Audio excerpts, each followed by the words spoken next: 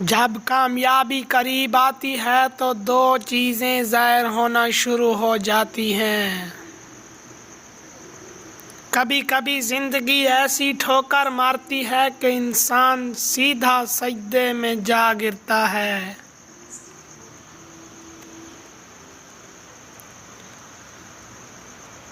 بے سکونی بڑھ جائے تو عبادت کا وقت بڑھا دو۔ جسے نماز پڑھ کے بھی سکون نہیں ملتا اسے چاہیے کہ نماز سکون سے ادا کرے۔